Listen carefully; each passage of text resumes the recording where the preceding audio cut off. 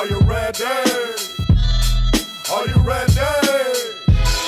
Are you ready for the kamikaze? What a do, jive turkeys, and welcome back to The Controversy. I'm your host, Elliott-Carter, and today I'm interviewing the writers and the directors of the new independent horror film, The Other Side, Damian Alpizar and Nick Parlin, based off the childhood horror story of Bloody Mary. Here's the spooky trailer, and check out the interview with the writers and the directors right after.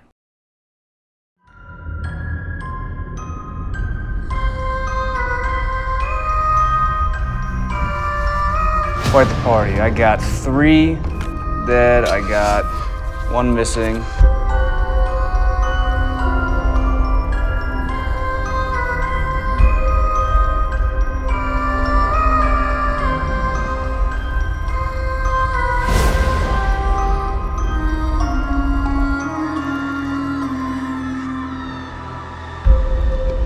You're gonna want to tell me what happened.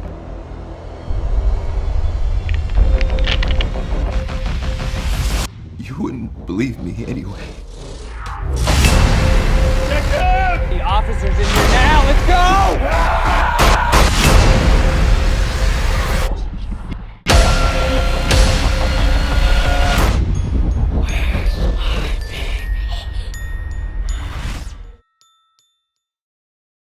Alright, well, first of all, guys, I am pissing my pants because Bloody Mary has always been one of the scariest things that we used to play this as a kid. We used to dare each other to do either Bloody Mary or Candyman, of course. So we were scared of a black man or a woman coming to chase us down the hallways in the schools.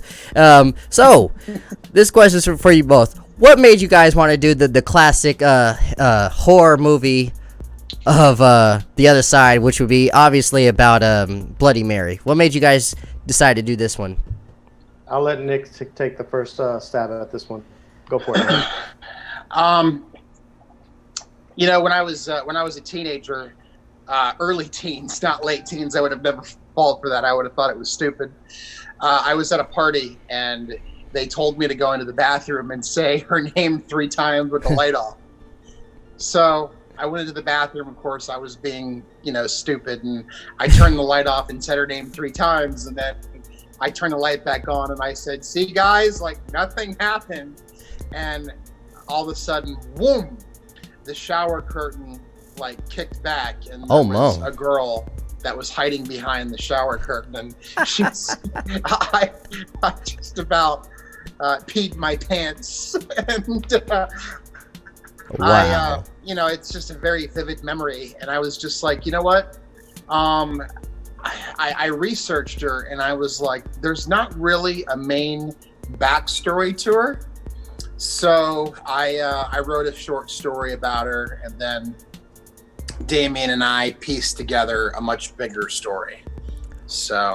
Okay, cool. So this is more original than like a little bit of pieces that you've heard from hearsay. So this is all original. Yes. So what about you, Damian? What dragged you into the story of Bloody Mary?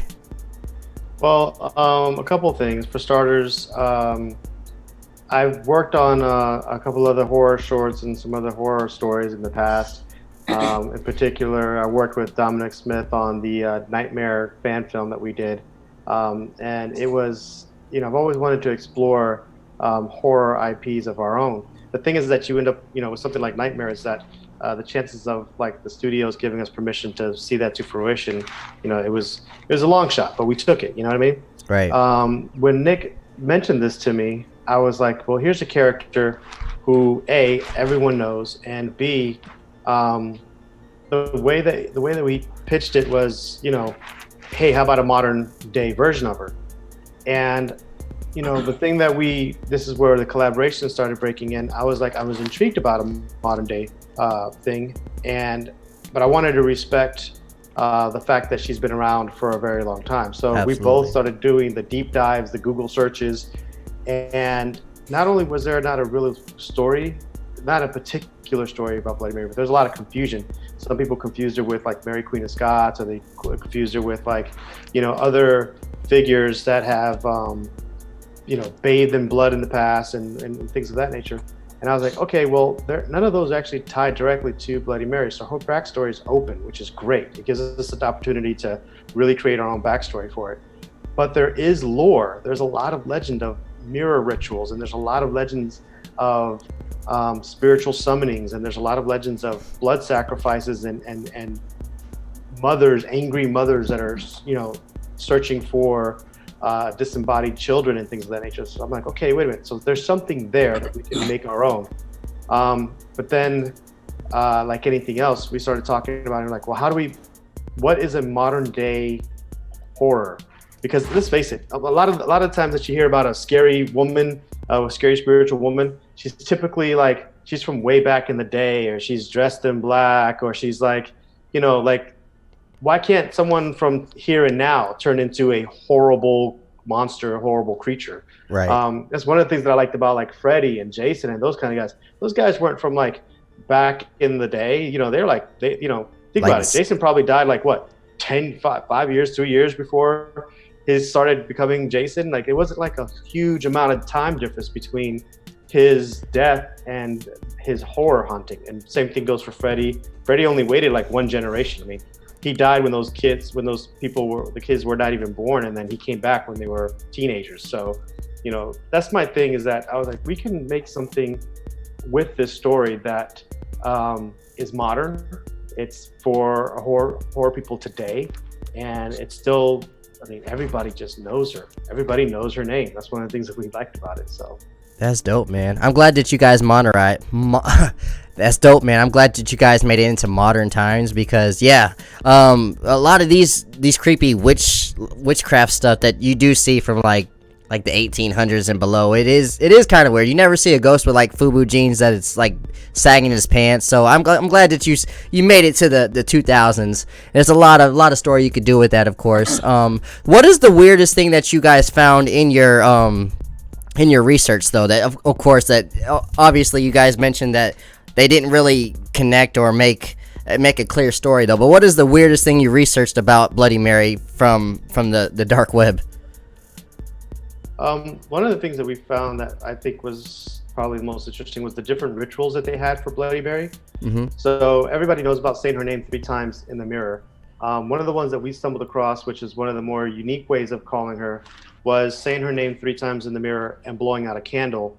And then you say, "Mary, I have your baby." And that's another very popular version of calling her. And so when we found that version, we were like, well, why would you want to say I have your baby? First of all, why would you ever tell this horrible creature, by the way, I got something of yours? I don't care if it's I got your remote, TV remote. You don't tell this creature you got something of theirs. Right. But that intrigued us, and that sparked some things. And then we were able to find blood goddesses and blood sacrifices that go all the way back to the Sumerians, all Wow. the way back past ancient Egypt and things of that nature. So we were able to find traces. It's kind of like how everyone has a flood story. Mm-hmm. We were able to find blood rituals and blood summonings, all the way back into the day. So interesting. Do you have an answer for that too as well, Nick, in your research? No, I mean, Damian pretty much touched on it. There was all these rituals and summonings, and one thing that we discovered as well is every culture had their own Bloody Mary, right? Which was really intriguing, and especially with her, when creating the story, we could go all the way back, or we can go fast forward into the future. So there's so many things to tap into. That's interesting. One thing that when you guys bring up that there's a lot of cultures that have their version of Bloody Mary, it reminds me of like Sasquatch, the Abominable Snowman, and Bigfoot. Every society, whether it be over there in Asia, Europe, here in America, they have a story of this version of a man ape just roaming around the forest, but they all have a similar story, but it's all different at the same time. It's a big game of telephone, and like you guys said, Bloody Mary is a huge game of telephone, and I think I'm very intrigued to hear your version of it. Who knows? Maybe in a couple of years, your version might be canon to everybody's minds. That's the idea, man. We want people to take it and run with it, and then because we do explore the other side, and that's hence the name of the story. And that's actually one of the other things that was very intriguing. we wanted to build a world that can allow for other stories. Not trying to do one of those things. We're not trying to make the mistake of world building in regards of like, here are all the sequels that we're thinking about. Not in that regards. We wanted to build a world that exists. Just a perfect comparison would be, I'm talking about the classic Alice in Wonderland. I'm not talking about the Tim Burton. I'm just talking about regular Alice in Wonderland. It's a story. It's a self-contained story about a girl who falls down the rabbit hole, goes through an adventure, and comes back out on the other side. But there's an entire world that's built there. She doesn't just, emerge a different person. She really went through an entire experience. She went through an entire world.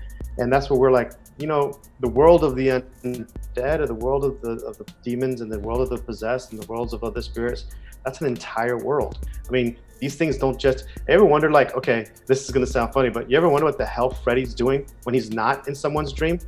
That's a good point. I've thought about that with a lot of like horror stories, or a lot of stories in general. Like, what are they doing? Are they playing on their phones? Are they, they got to find something to pass the time away until somebody summons them from the other world. That is a good point. So we play with that a little bit. And the interesting thing is that by playing with that, it really actually, let's put it this way. We have some pretty interesting visuals that we're working into this, into the feature, that are going to be, I hope that they'll make you scratch your head and go, no. That's one thing I kind of want to ask you both too. Like, since you guys are not signed to any studio or anything like that, you have free range to do whatever you want, man. Do you think that people are going to be shocked and they're going to be like, holy crap, they went there, when it comes to the story or the visuals, or the things going on, without, of course, hitting any spoilers? So what can they expect from this? We definitely raised the bar, and I can't really talk about it right now, but right. The opening scene, it's brutal. I mean, it's graphic and brutal, but we had to go there to get our point across, so we kind of tapped into that, the unknown, and I mean, I can see it now. The whole theater is going to go, oh, no, please don't. And I'm like, we got to do it. We have to do this, So I think on the right platform, this could possibly be talked about for a long time. Well, there's also we actually also worked in a bit of a moral story part of it, whereby, you'll see it in the trailer a little bit, and you can kind of tell that there's a bigger tale that's happening, but we are hitting on some true horror, some actual modern day true horror, some things that are happening. And we touch on some things, some topics. One topic in particular is human trafficking. It's a big thing. It's a big thing.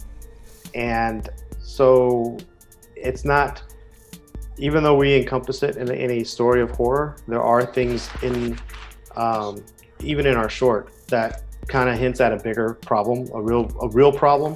So we don't want to ignore, we don't want to substitute one horror for another. So not only do we hit you with the very, very, very imaginative fiction horror, but we also bring it home to some real life things. And so you hit kind of on both sides. It's kind of like a 1-2 punch in that regards. Dude, that's awesome. You guys are blending in fantasy with reality, and both obviously are scary things, especially, and you bring up a good point that human trafficking is a very underrated issue in this country and in the planet. So yeah, hopefully, maybe that will bring justice too. Maybe that will also bring people's eyes open. One thing I want to ask you both too, like you guys said that these are stories that are inspired by past stories of Bloody Mary, but you also talked about the realistic going on with human trafficking. Is there any film or television shows that inspired this as well? That's a tough one.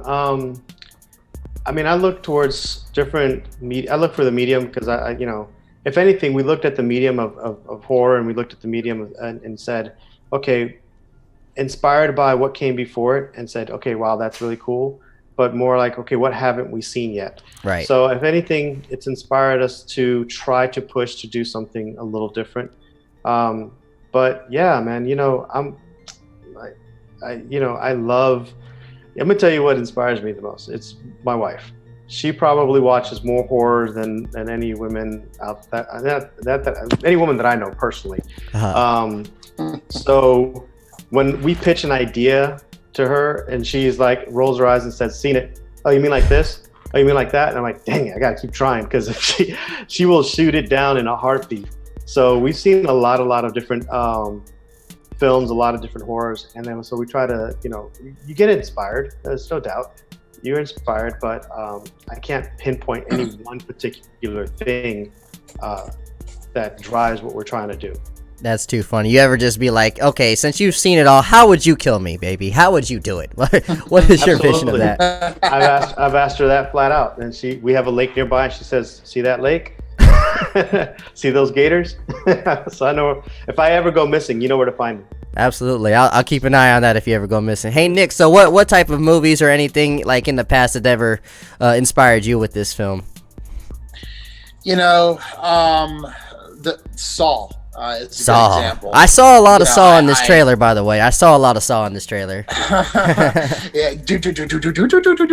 You know, I saw Saw back in, I want to say it was 2005, and it was very limited release when I saw it. It was not known whatsoever. I think word of mouth is what actually got that movie to be as big as it was. But I remember going to the theater, and when the movie was over, I was like, yeah, for the bad guy. I was rooting for the bad guy to win, because you slowly saw the reason that he was doing what he was doing, you know. And with this especially, you know, I mean, we got some very graphic stuff in this, but I think by the time the movie's over, you actually want her to win, you know?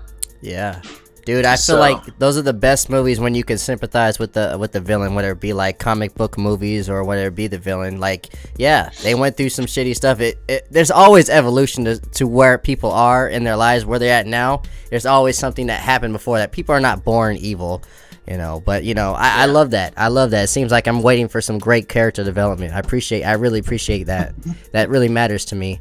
Last question, guys. I want to ask you guys. So, you guys are working on bringing these to like some horror film festivals. Where are you guys sending these out to? Anybody reaching out for you guys yet? Well, so far we've submitted to a few horror film festivals. Of course, we're trying to hit some of the bigger ones. Our local horror film festival, which is pretty big, and it's one that's near and dear to our heart, is the iHorror Film Festival. But there's, you know, Streak Fest, Texas Frightmare, Horror Hound. You know, there's a number of them out there. And then, of course, I mean, I have Shudder. I subscribe to Crypt TV. So like all of these guys are, they're the form of entertainment that I enjoy. See, like right now, because of what's going on out here in the world, I've binged so much stuff that I've been going back through. In fact, I'm glad that Nick mentioned James Wan, because I've been going back through the entire Conjuring verse. And I mean, those guys, they're Jason Blum and that whole camp is just, you know, they're constantly putting out some great horrors. So we're always looking at that kind of stuff and looking at it and saying, you know, man, this is the level that we're trying to accomplish. Even on the independent level, you saw the trailer. We were pushing, for that. We're pushing for that quality. We're pushing for that level. Just because you don't have their means or their budget doesn't mean that you can't tell a great story and you can't push for it. I mean, eventually, when this does its film run, we'll do what we got to do to get it. You know, the whole business aspect of it, all the financing and all that other jazz. You know, we'll get it to there. But for now, honestly, we got to ride this the way we have it. We want to push it like, you know, like Lights Out got pushed and like Mama got pushed and stuff like that. We want people to watch it, enjoy it, be intrigued by it. I think we give just enough of a tease in the film to make you want to see more. Like that, even our short film doesn't give you enough. And there's so much that we are putting into what we want to see in the feature that we hope that people look at it and go, damn, where's the rest of that? Right. And then we go, aha, it's on this way. Got him. That's dope, man. So Nick, I know this COVID-19 thing has been bringing you guys a lot of issues when it comes to that. Not just you guys though, everybody around this country. I have issues trying to get a burger. So it's hard for everybody. But do you think after the demand, after all this is done, there's going to be a huge demand for content? Do you think it's going to be easy to get it out there? I do. We already have some people that want to put some money behind this. Right. We just have to lock down the future script. We're pretty coming it up. COVID-19 has its ups and downs. I mean, the downs part of it is like, I feel like I'm built in training or just.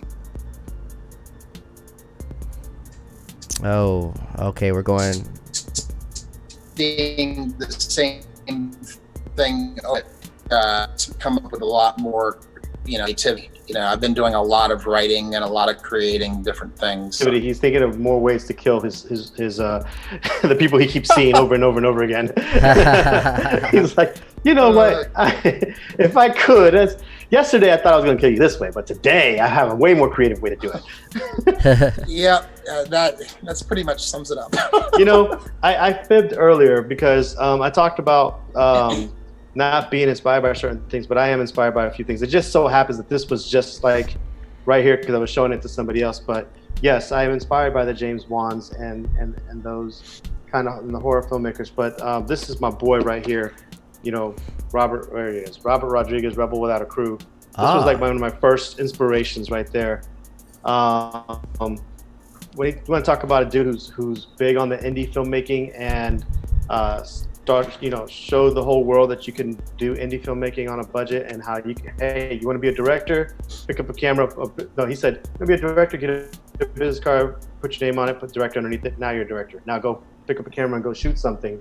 That mentality and that approach is what we've been applying to this, and we've been applying it to our community here in Florida. Our guys and our people and our crew, we've just been like, all right, let's pick up a camera, let's shoot something. Let's and I can say that for a lot of my peers here, that we're just trying to, we have so many pent up creative energies, and we're inspired by so many people that we're like, you know what, they're not going to come knock on our door, so we got to go knock down theirs. But the only way we're going to do it is with good stuff, good content, good talent, putting it all out there. So if nothing else, I got to say mad props to all our crew and everybody else who helped us with this, our performers and stuff like that. The reason why that trailer looks so good is not just because of the two guys here. I mean, we're the brainchilds behind it. We're the ones that are pushing it, but and our obviously our investors and the people that help finance this. But it's everybody. It was a collaborative effort. None of these films are ever made by one person alone. Even in Rebel Without a Crew. I mean, he had no crew, but he had everybody there like helping him out. His actors, were there and they would play different roles and so on and so forth. But my point is that it's a team effort. These films are team efforts. So, for sure. Shout out to everybody who's out there trying to make these things happen because they are not easy. That's absolutely right, man. You're a god of your own world, man. Great, and I love that you said that. That's actually inspired me a lot because sometimes it's hard for me to get that inspiration, but I think you just put a battery in my back, brother. I love it. You got to respect everybody from the writers to the guy, the delivery boy, man. Everybody got a dream. You shouted out the crew, man. Do you want to, before we go, you want to shout out the actors, everybody involved, man? Did they come to play? Oh yeah, they came to play. There's no doubt about it. When you have a good take, when whether it's your male leads or your female lead, we only have one female in this, and you can guess who she is. But but when you say cut and everyone cheers, because they were just like, dang, that was good. Our actors came to play, and we were very, very, very happy with our talent. They really brought their characters to life on camera. So. Absolutely. Nick, you agree with that? You concur? 100%. There is no I in team. We had, I want to say, close to like maybe 25 people that all went in one little room. We started from scratch. We built the set. long hours, and we filmed this thing in 2 days, and it was exhausting, but at the end of the day, everybody cheered, everybody gave each other hugs, high fives, and everybody's like, I can't wait for the feature, and the same people that worked on this are going to be working with us on the feature. It's going to be exciting. And if you've seen the trailer, you've seen what we're capable of. Yeah. So the future is pretty awesome. Dude, I'm excited to see this. Thank you guys for coming on. Thank you, Damian. Thank you, Nick. I'm excited to see this thing, baby. And listen, if you've not seen the trailer, I'm gonna have a link in the description. Check this out. Please support your fellow content creators. Listen, The Other Side, a story about Bloody Mary. If you're man enough or woman enough to see this, please check it out when it comes out. Support these guys. Thank you again, Damian and Nick. Much love, peace, and chicken grease. And if you like this video, if you want to stay updated on their journey for when this comes out, please, I'm going to have these guys back on my show. We're going to talk more about this, and I will eventually give my review on The Other Side. Much love, peace, and chicken grease. Help keep a brother off the streets by subscribing to the channel. Peace.